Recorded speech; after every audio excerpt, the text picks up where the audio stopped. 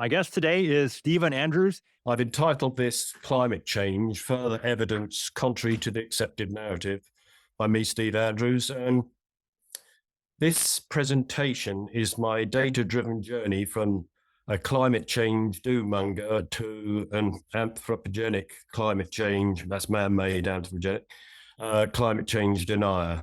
I originally was certainly in the former camp. I even wrote into UK national radio essentially saying we're all doomed, and that was read out on air. That was on Radio 5. My training and education has been primarily in science. I studied biochemistry and chemistry, so nothing specific to climate change. I worked in the pharmaceutical industry as an analyst and in the quality assurance sector. Currently, I'm retired. I'm write on my Substack, some of those on climate change. And I've also been an author for the Daily Sceptic, which is an online publication here that, as the name suggests, gives some views that are contrary to the accepted narrative. Why did I start investigating climate change? Well, really, like a lot of Tom's guests, it was COVID-generated skepticism of what the scientists, the experts were telling us. Clearly, during that time, there were clear errors, and basically, it just didn't align with any sort of data. And also, it keeps the grey matter ticking over. I'm retired now, and it just keeps me stimulated in that way. Occasionally, we, that is mankind, can miss the obvious. When I was investigating some of the data on COVID, I was amazed at what I found. And just as a bit of a plug for my Substack, I've written extensively on that issue. That's separate to this talk today. Perhaps I'm vain enough to think we can steer mankind on a better path. Obviously, Tom's made a huge effort to try and get a better narrative.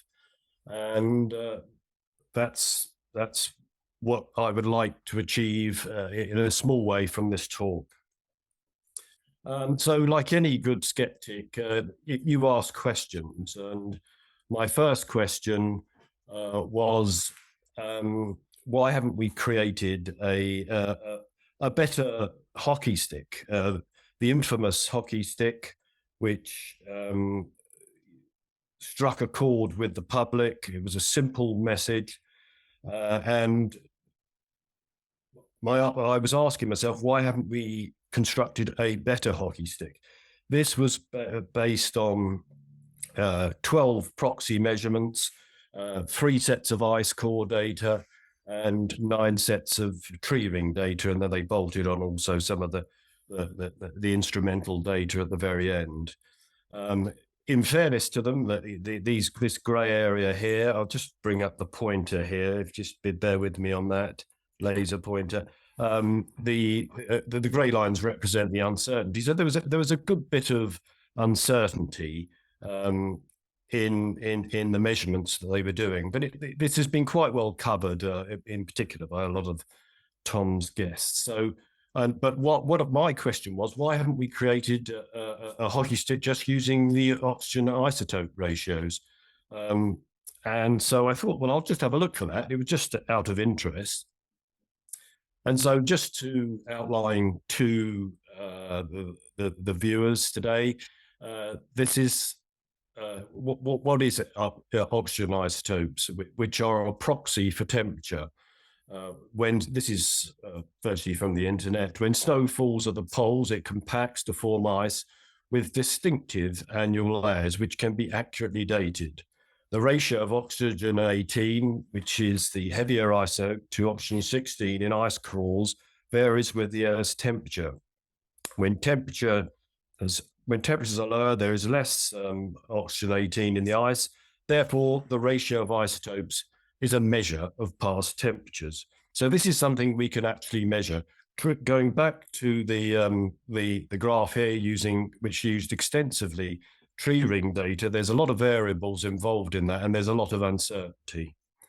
So what I attempted to search for a better hockey stick based on ice core data. I struggled to find such a temperature reconstruction, yet scientists have made a gargantuan effort to generate extensive ice core measurements. Why didn't this exist? You know, they've literally gone to the ends of the earth. Obviously, they're looking for ice cores, so they went to the Arctic and Antarctic. Just why didn't this exist? If it did exist, surely the climate scientists would let the world know that abnormal global warming correlated with the rise in carbon dioxide emissions.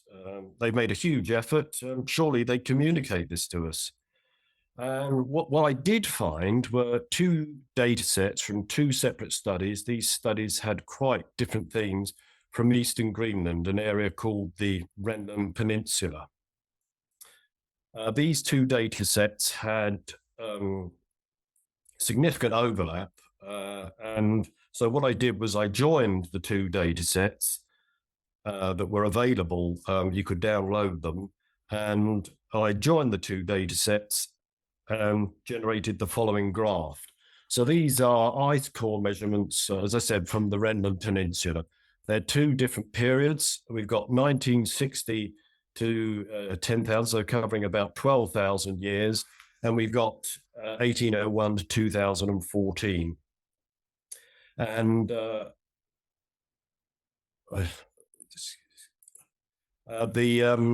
so what we've got here is the first set of data. This one running from 1960 to minus 10,000 BC has the resolution, in other words, the time points between data is at 20 years, and the brown dots here, which are quite condensed because it's obviously a much lesser period, are every year. So what I've done is I've done a 20-year rolling average to make the two data sets comparable. I plotted them directly against the isotope ratios here, which is a set of proxy for temperature. And this range here represents about, according to the papers, 4.8 degrees. But the key thing here is I've drawn lines here with the approximate variation over, say, a 10,000 year period, so 2000 to minus 8,000 BC. And you can see that there is no abnormal variation at all. It's quite normal in modern times. So that in relation to this much more extended time period, there is no evidence of a hockey stick. Was this a valid approach?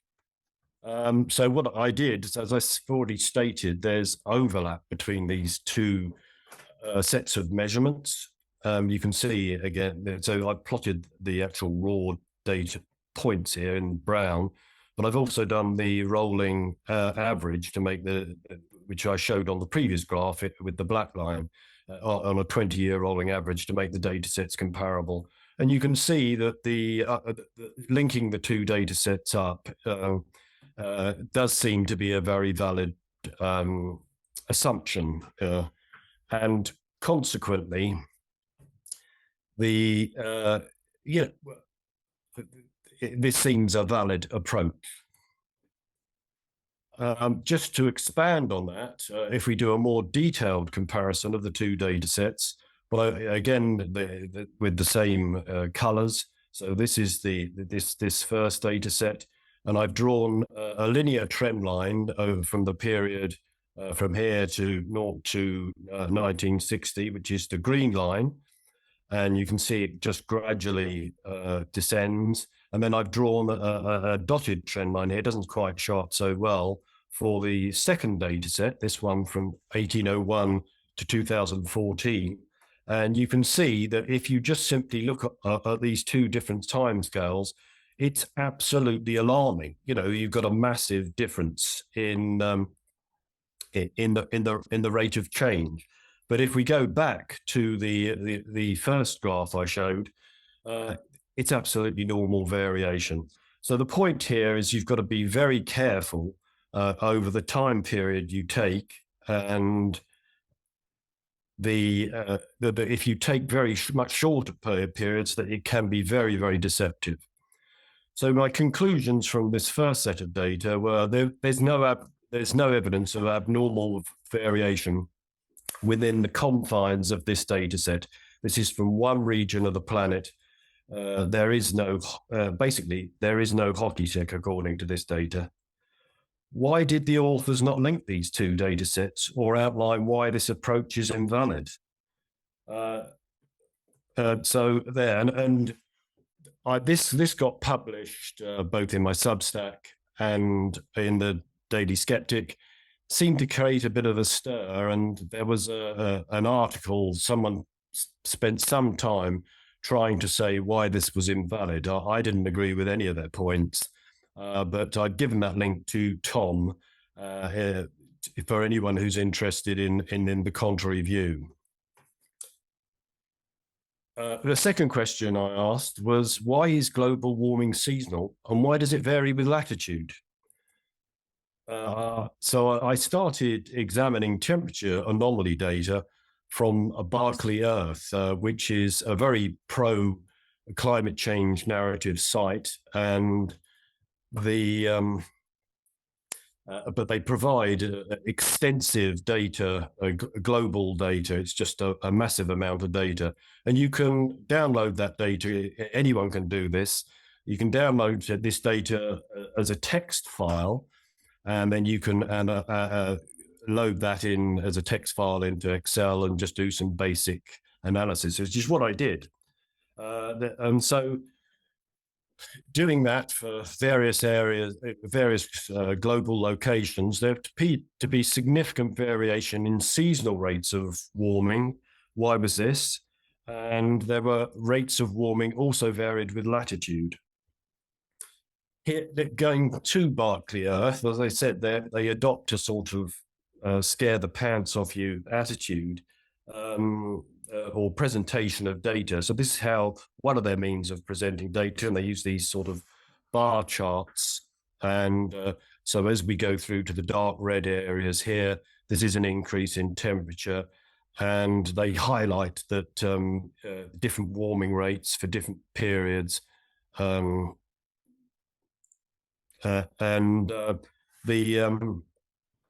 you can see that the warming rate in recent times is absolutely alarming, which corresponds to these darker zones. But as I said, what they're presenting, they present data in the form of temperature anomaly. So what is the temperature anomaly? Well, they work out an average of from 1950 to 1980, an annual average, and they effectively correct each month.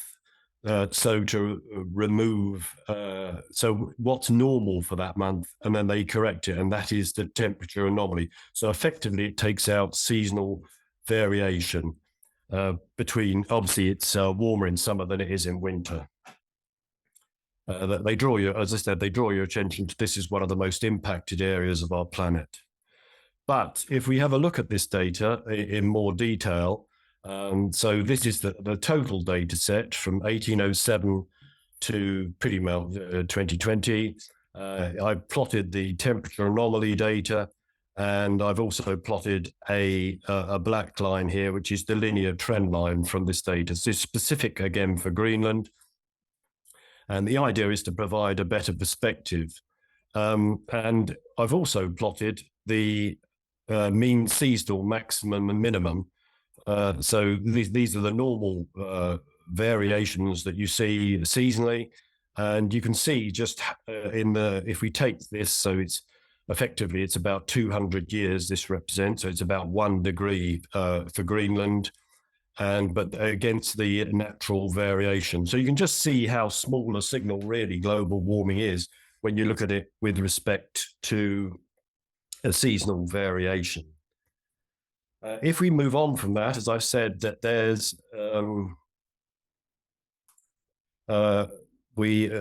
these are global warming rates from 1860 to 2020, and I've plotted various global. I've taken various sets of data about the globe, And I've plotted the various warming rates. So this is the warming rate in degrees centigrade per year.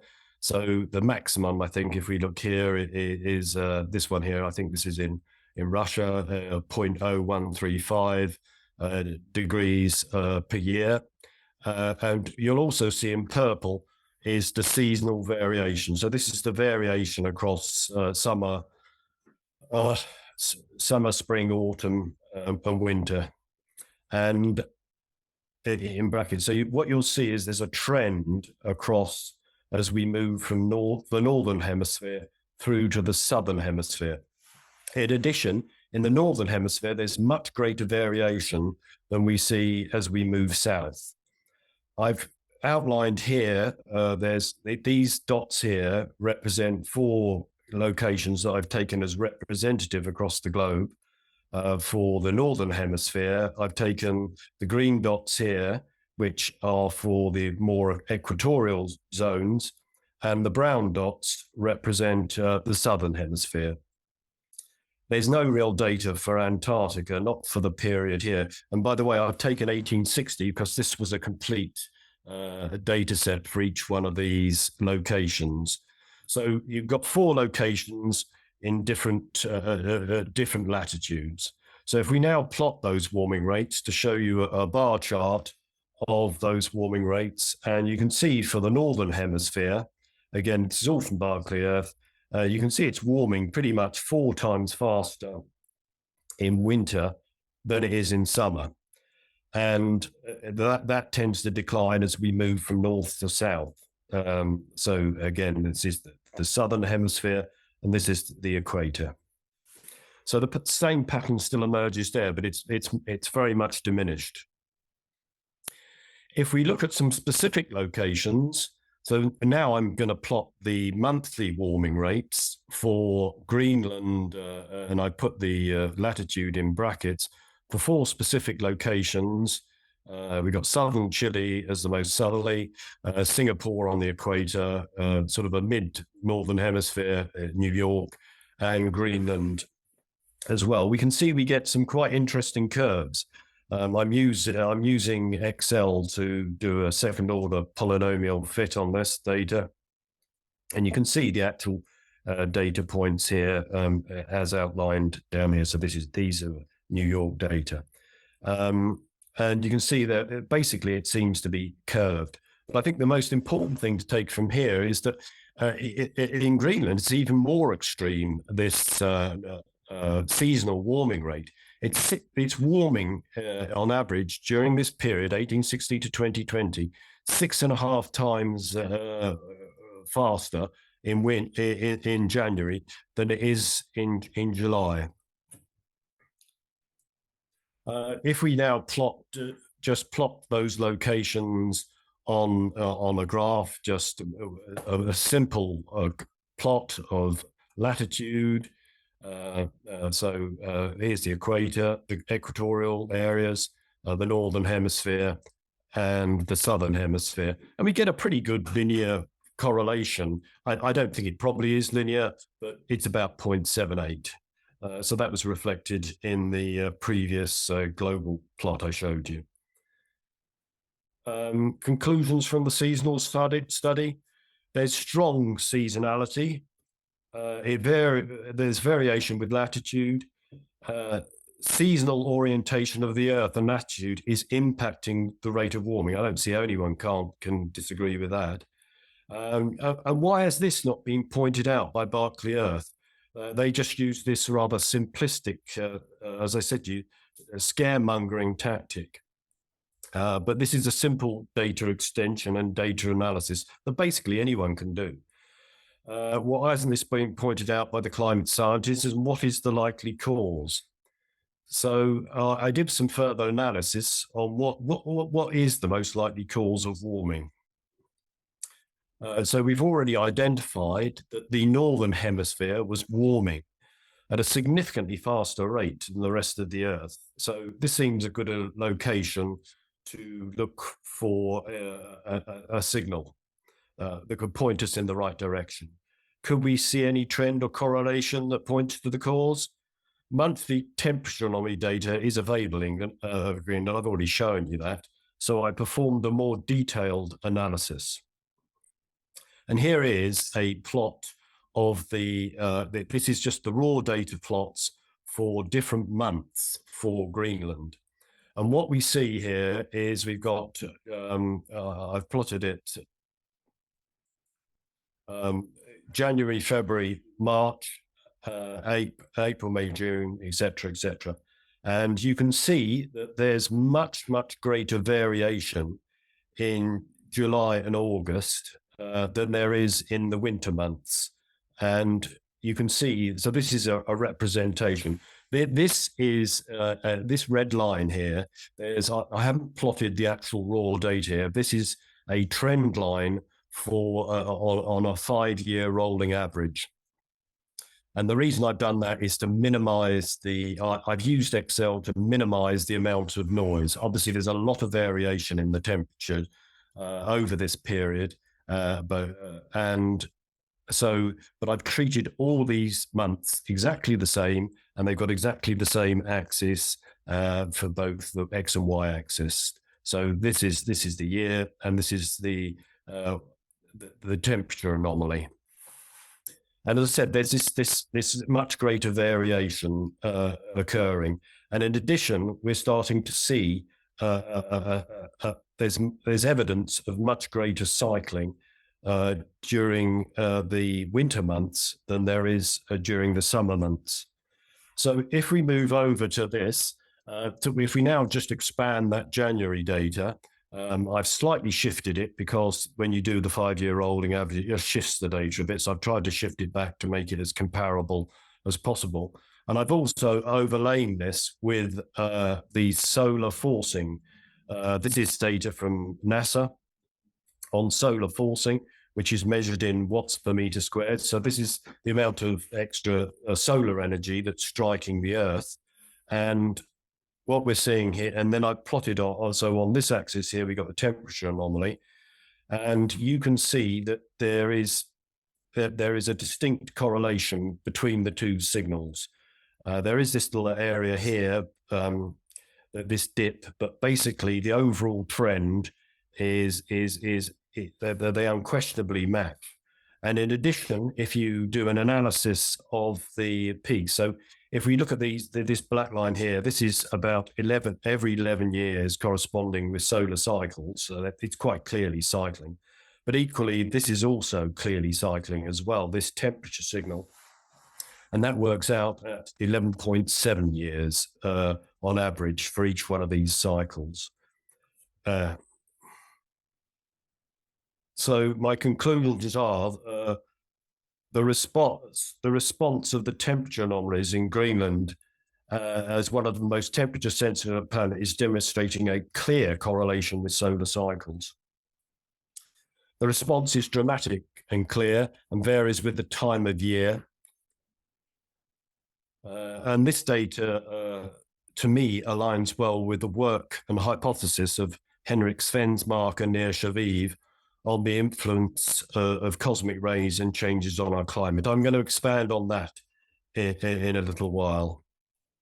Is there any direct link between cosmic rays and temperature using this sort of monthly data analysis? To just outline the theory of cosmic rays, for those of you who are not familiar with it, and the Earth's climate, basically, cosmic rays are continually striking the Earth. Their intensity varies with altitude.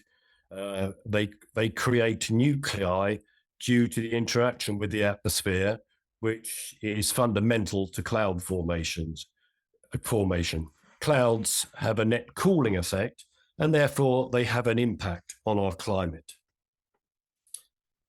Based on the temperature analysis, to maximize our chances of seeing a link between cosmic rays and temperature, we need a location in the northern hemisphere with as long a cosmic ray and temperature analysis data sets. Oulu, Finland fits that criteria, and it has cosmic ray data from 1964 And also Berkeley Earth also provides a temperature data set for that period. But there's problems with using ground-based cosmic ray data. The Oulu, Finland, they're measuring the cosmic rays striking the Earth actually at ground level. What we're interested in is the interaction with the atmosphere. But is there another way of looking for this signal? So just taking a step back, this is what I showed you for Greenland. This is the monthly variation. I've plotted it across this way this time. So January, February, March, April. And again, you can see the same pattern as we saw for Greenland, that we get much greater variation in the winter months than we do in July and August. This time I've actually left the raw data points in to just see how much that data set's varying. So again, we're getting the same pattern. I've plotted this over the full period. This is the typical period where people are interested in anthropogenic climate change, 1850 to 2020. And so just to take a slight step back, I've plotted here sunspot number against neutron count. And so what we've got here is the sunspot number, which is a measure of the solar activity, correlates strongly with the solar activity. And what happens is the sun's magnetic field increases during this time, and it shields us from the cosmic rays. So we get an inverse relationship between cosmic rays here in black and the solar activity as measured by sunspot number. And you can see that I put in linear trend lines for each of these, and they oppose one another. If we now do a graph of cosmic rays versus temperature, so the cosmic rays are in blue and the temperature is in brown. Again, I've outlined where the data sources there, and I've plotted those. This is what a lot of people use as an argument against cosmic rays, because here we've got temperature increasing over this period, and we've got cosmic rays increasing, and that should be, according to the basic theory, that line should be going going downwards, because it's an inverse relationship. But there's, as I've already stated, the problem with this is it's ground-based measurement. What we're interested in is the interaction with the atmosphere. So to a degree, it's not that useful a data set to us. But what we can do is see if there is some kind of annual signal within the data set to support this cosmic ray theory. And here I've plotted the monthly rates for cosmic rays here in blue, and for Oulu, Finland, and the temperature data. And you can see that the two areas, so we get a maximum of cosmic rays in the June-July period and a minimum in January and December. And I've done a second-order polynomial fit for each of those data sets as performed by Excel. So you can see those two curves oppose one another. And so this is supportive of the cosmic ray data hypothesis put forward by Neersche, Vive, and Henrik Svensmark. Other interesting data, Jasper Kirkby, who was originally, I think he was at the CERN cloud project. He's a British physicist, he's head of CERN's cloud up to, I think it was 2013.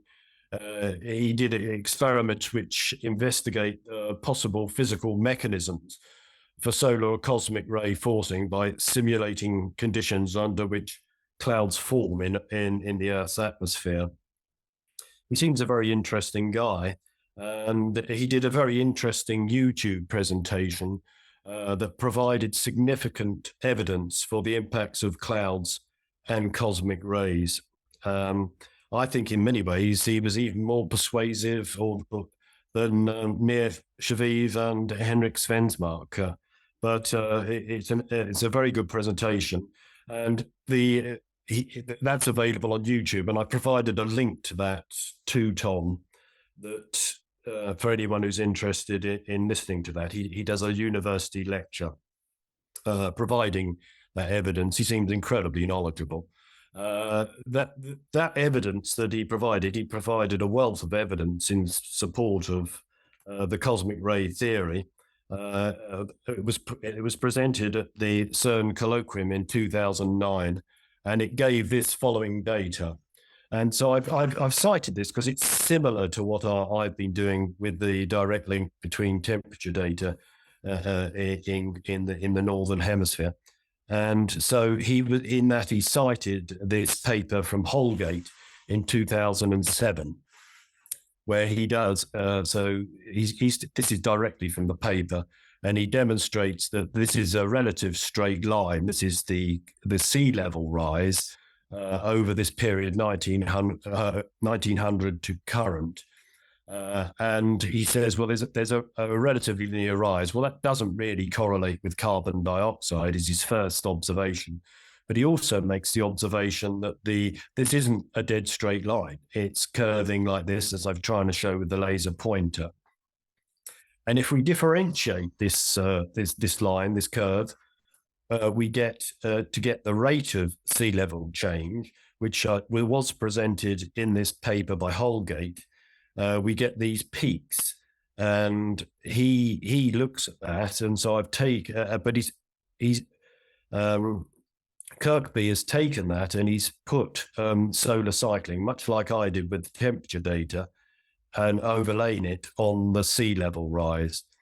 And I've taken a direct transcript from his university talk, and he says it's very interesting that this paper, there isn't a single mention anywhere of the sun. And to me, it's absolutely incredible that data can be published with at least no comment, even to rule it out. This should be mentioned because the correlation is so obvious. I believe Nir Shaviv presented a similar graph on his presentation with Tom. Very further evidence that relates almost directly to my very simple observations and correlations between temperature and solar cycles is this paper that's very recently been published. It was published on the 24th of August, entitled Roles of Earth Albedo Variations and Top of the Atmosphere Energy Imbalance in Recent Warming, New Insights from Satellite and Surface Observations. So these two individuals, Ned Nikolov and Karl Zeller, looked at this, and effectively it was a follow the energy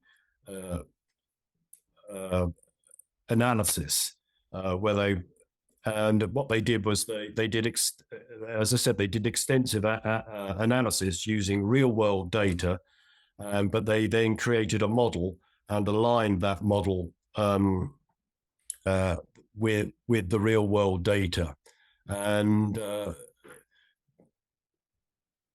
they concluded the following. They said, our model explained 100% of the Earth's multi-decadal, they were only looking over a 24-year period, warming trend at 83% of the global surface air temperature in your interannual variability over the last 24 years.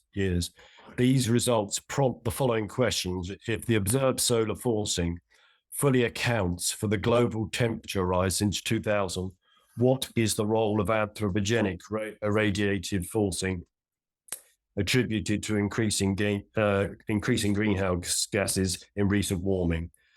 The current available evidence points towards cosmic forcings such as galactic cosmic rays, solar interplanetary magnetic fields, and solar winds interacting with the Earth's global electric circuit as likely drivers of the cloud albedo variations. I think this strongly aligns with the seasonal variation that we're seeing in warming rates in the northern hemisphere. That as the cosmic rays are being diverted by the interaction of solar winds with our magnetic field, the Earth's magnetic field, and basically, I feel it aligns strongly with what these two authors are concluding. They then state these are in the discussion and conclusion areas of their paper. These findings call for a fundamental reconsideration of the current paradigm of understanding about climate change and related socio-economic initiatives aimed at drastic reductions of industrial carbon emissions at all costs. An important aspect of this paradigm shift should be the prioritized allocation of funds to support large-scale interdisciplinary research into the physical mechanisms controlling the Earth's albedo and cloud physics. For these, they have concluded these are the real drivers of climate on multi-decadal timescales. So just to recap, I feel that data aligns strongly. I think that this way of looking at of correlating the solar signal, which I haven't seen anywhere else, this type of analysis, it must have been done somewhere. It's pretty simple to do. You get a pretty strong correlation in this part of the planet. And in one of my articles, I wrote that there was a NASA scientist say that the anthropogenic climate change skeptics were searching desperately for a solar signal in the temperature record, and they'd all failed miserably. But I argue they were looking in the wrong way and in the wrong place. Final comments. There is a wealth of data and evidence from a number of independent sources, where you're getting data from a whole number of sources that point to the influence of cosmic rays, stroke clouds on a climate. It's very strong evidence, and this is what is primarily responsible for the recent rise in global temperatures. The carbon dioxide climate change narrative has no such evidence. The most persuasive arguments, I would almost argue, are some of the presenters that have come on Tom's podcast, and those where they've attacked the very fundamentals of climate change. Looking at, so if we Tom Schuler with his Pirani gauge, looking at the role of nitrogen at atmospheric pressure and the relative roles of convection and conduction as opposed to radiation, shows that radiation plays a minimal role. In addition, there's the work of William Happer and William Vindergarden, published during the pandemic in 2020 on the impact of radiative, the saturation of carbon dioxide at the current levels, and therefore they will have a minimal influence if they're increased, if indeed the radiative forcing is a significant factor. So that ends my presentation. I hope you found it informative. I think, to my knowledge, this is the first time I think that there have been other attempts to look at a direct link between solar activity and global temperature changes. And I hope you found this enlightening. I have communicated with Henrik Svensmark, but he didn't actually respond, which is slightly disappointing. But I liaised with William Happer, and he was very encouraging and thought some of this data was absolutely fascinating, I think was his words. Anyway, John, that ends my talk. Do you have any outlook for the rest of the rest of this century in terms of cooling and warming periods upcoming? Any ideas there? No, I haven't made any attempt to trying to predict where we're going to go. I think that paper that I cited, which is quite complicated, and from Nikolov, is pretty informative. I haven't made any forecasts. I think, as you say, to predict local temperatures or global temperature changes, is it likely that cosmic rays are the only factor influencing our climate? Well, that's absolutely not the case. It's going to be a multifactorial situation, and making any predictions is quite difficult. So do you think there could be some validity to like the winter gatekeeper theory and then Linson's iris effect? And you think that's all part of it? Geothermal activity? It's all a part of it? I don't know. I just think that there is this strong correlation. It does seem as though cosmic rays are quite a primary driver. I believe Niels Javiv and Henrik Svensmark have gone back in time. They've done it over different time scales, and it does indicate that they are a pretty dominant factor. It's literally a hypothesis out of this world, isn't it? Really, but because they're cosmic rays entering from outer space. But I think it's something that seems to have been massively overlooked. I think one of the key things about my presentation is this is very, very simple data analysis. Anyone can do it. It's not a question. The data can be readily checked, and the climate scientists need to be able to account for if they think this is invalid, they need to come up with an alternative hypothesis to explain it. It's just all this is a direct extension of the Berkeley Earth data. All right. And then for people who want to read up more about this, it's your Substack. I put the link in there, sandrews.substack.com, right? That's one place they can go. I think it's always been your philosophy that, that don't necessarily trust what everyone's telling you and rely on the experts. Do some kind of critical thinking. And, does it add up? Does the data add up with what you're being told? I think that philosophy and trying to encourage, particularly within our educational system, better critical thinking is absolutely paramount. And it does seem to have been lacking, at least, particularly during the time of COVID and particularly over this climate change narrative. All right. We'll wrap up here. Stephen Andrews, thanks a lot for doing this. I appreciate it. Talk to you next time. Okay. Thanks very much for your time, Tom. Bye now.